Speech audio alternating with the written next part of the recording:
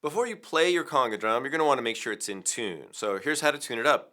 You're going to use a wrench like this. This is called an open-ended box wrench. And you can also use an adjustable crescent wrench. However, I really like these types of wrenches because they're already set to the right dimensions. So most conga drums you're going to find these days have 1/2 inch or 13 millimeter size nuts. So you just get a wrench that fits. Most conga drums come with a wrench. If you don't have a wrench like this, just get one from your hardware store. Do not tune your conga drum with pliers or vice grips or anything like that because you can damage the nuts. Plus, you'll probably chew them up a little bit and mark them up. So just get a wrench. What you're going to do is start at one of the nuts, one of the lugs, the tension rod plates. Find that on your drum. If it's convenient for you, your drum might have a badge or nameplate on it or a handle, and you can start just to the side of that and then work your way around. That way you know when you've gone once around the drum.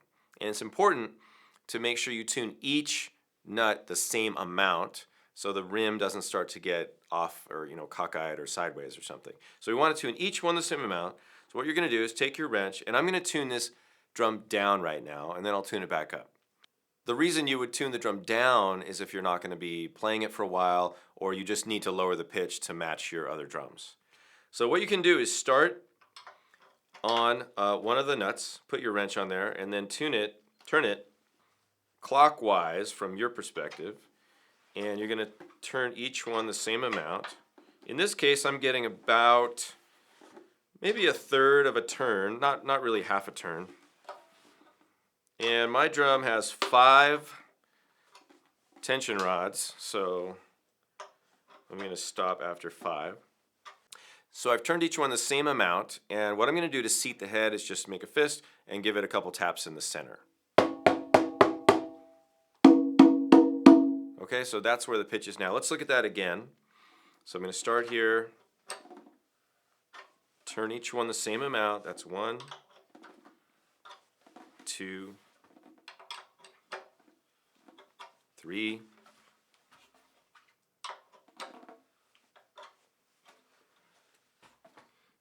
5. Now, let's look at the difference. And then if I give this little tap, now it's quite a bit lower. So, let's say our drums are very close in pitch like these two are. Basically a whole step. Bum, bum. So a question I often get is, what interval should I tune my drums to? What's the good interval for 2 conga drums?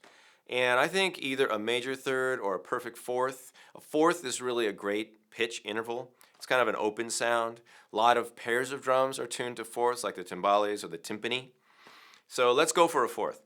So what you're going to do, get your wrench, start, and work your way around the drum. This time you're going to obviously turn the nuts in the opposite direction. And you might notice that when you're tuning your drum, that the drum head makes some little cracks and creaky sounds, and that's perfectly fine. That's pretty normal, so don't worry about that. All right, we're back all the way to where we started. Let's check the pitch and see where we are. Okay, bum, bum. Now that's a major third, so we don't want to go a little bit more. So I'm going to tune each one maybe, just a little, give each one a little tuning. As I mentioned, you don't want to tune one more than the others, or get kind of favor one side of the drum, because you're going to end up with your rim being at an angle, and that's not good for the shell. So I'm just kind of raising the whole rim a little bit. Let's see where we are now.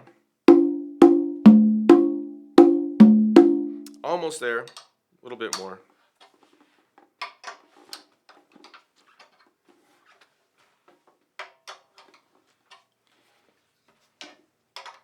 If your drums are on a stand, it's going to be harder for you to reach all of the nuts because you'll have to work around the stand, but that's okay.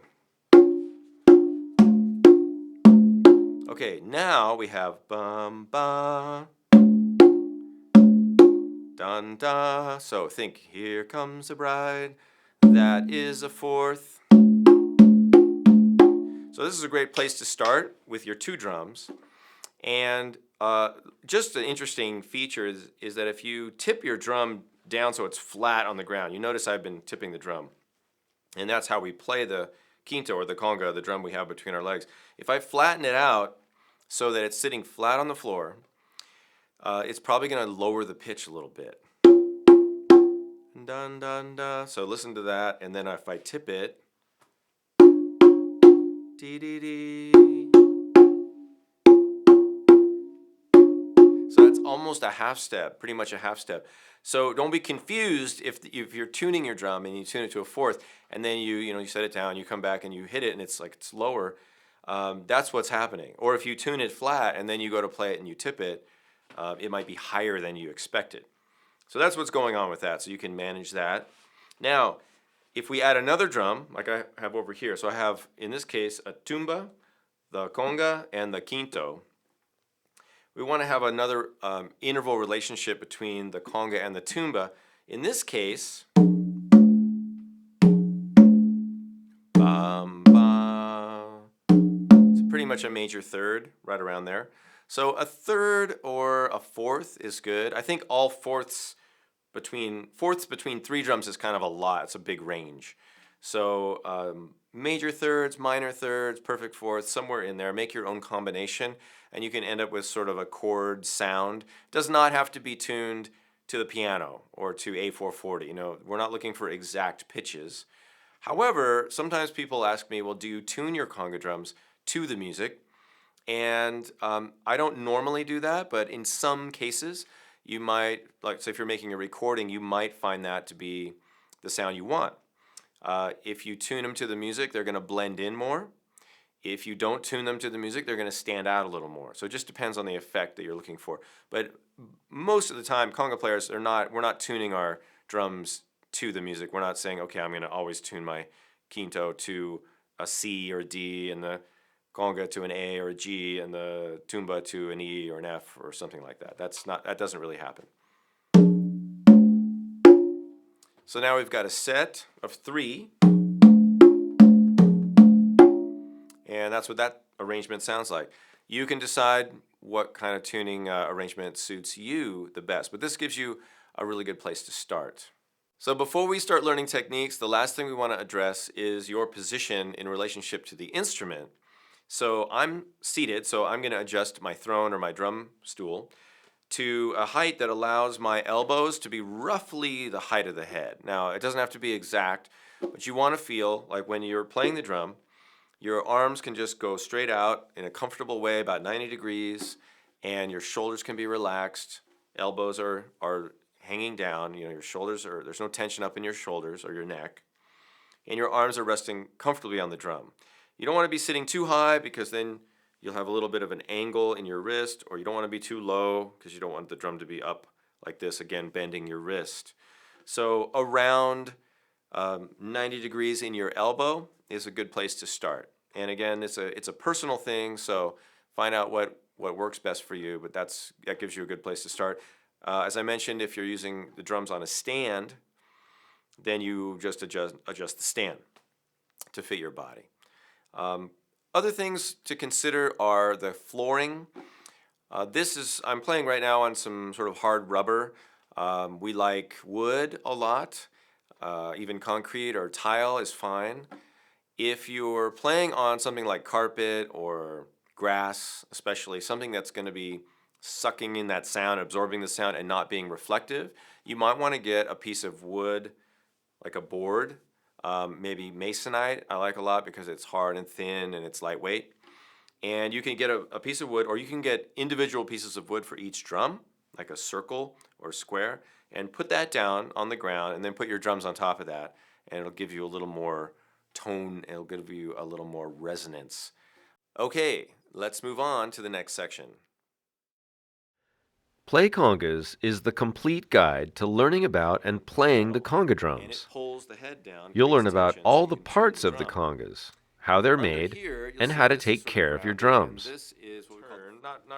Learn how to tune drums up and down, as well as how to tune sets of 2 and 3 drums. You'll get important tips for setting up in a way that's ergonomic, so you can enjoy many years of stress-free playing. Learn all the primary techniques for playing popular and traditional rhythms, including the bass, open tone, slap, and hand fingers combinations. Discover several ways to use practice patterns to develop your skills and build a solid foundation.